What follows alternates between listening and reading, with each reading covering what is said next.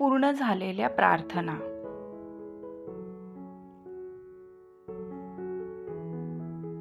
एक जहाज समुद्रात प्रचंड वादळात सापडले आणि ते बुडाले.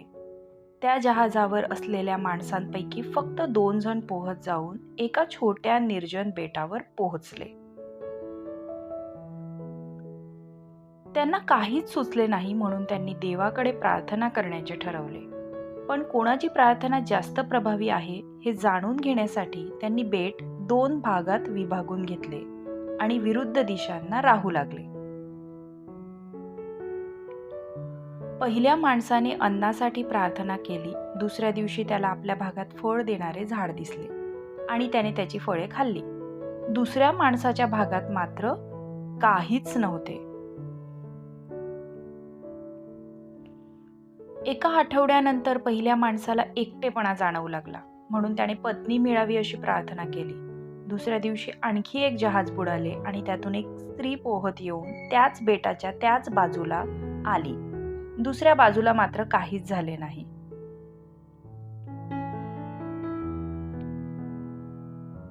यानंतर पहिल्या माणसाने घर, कपडे आणि अधिक अन्न यासाठी प्रार्थना केली. दुसऱ्या दिवशी जादूसारखे हे सर्व त्याला मिळाले, पण दुसऱ्या माणसाकडे अजूनही काहीच नव्हते. शेवटी पहिल्या माणसाने जहाज मिळावे जेणेकरून तो आणि त्याची पत्नी हे बेट सोडून जाऊ शकतील अशी प्रार्थना केली. दुसऱ्या दिवशी सकाळी त्याला आपल्या किनाऱ्यावर एक जहाज बांधलेले दिसले.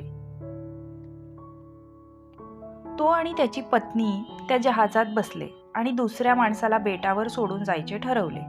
त्याला वाटले की दुसरा माणूस देवाच्या आशीर्वादाचा पात्र नाही, कारण त्याच्या कोणत्याही प्रार्थना पूर्ण झाल्या नव्हत्या.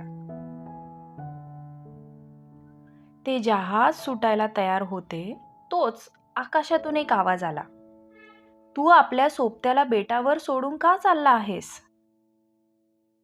पहिला माणूस म्हणाला, "मला मिळालेले आशीर्वाद माझ्या स्वतःच्या प्रार्थनांमुळे आहेत. त्याच्या प्रार्थना तर कधी पूर्णच झाल्या नाहीत, म्हणून तो पात्र नाही."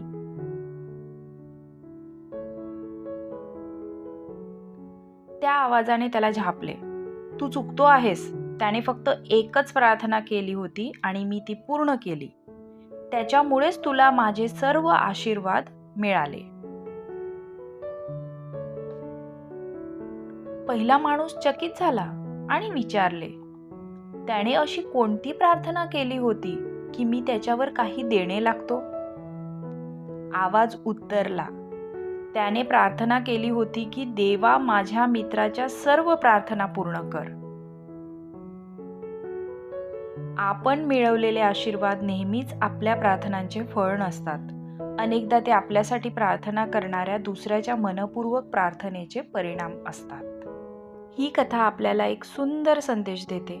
आपण जेव्हा देवाकडे काही मागतो तेव्हा आपल्याला वाटते की आपलेच प्रयत्न आणि आपलीच प्रार्थना त्यामागे कारणीभूत आहेत. पण खरे तर कधी आपल्यासाठी कोणी दुसरा शांतपणे प्रार्थना करत असतो आणि त्याच प्रार्थनेमुळे आपल्याला आशीर्वाद मिळतात. पूर्ण झालेल्या प्रार्थना म्हणजे अशा प्रार्थना ज्या पूर्ण झाल्या.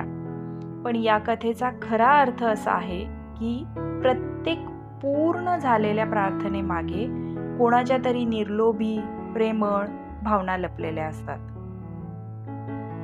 तर याची शिकवण अशी आहे की आपल्याला मिळणारे आशीर्वाद हे नेहमी आपल्या प्रार्थनांचेच फळ नसते. अनेकदा ते इतरांच्या शुभेच्छा, प्रार्थना आणि प्रेम याचेही फळ असते.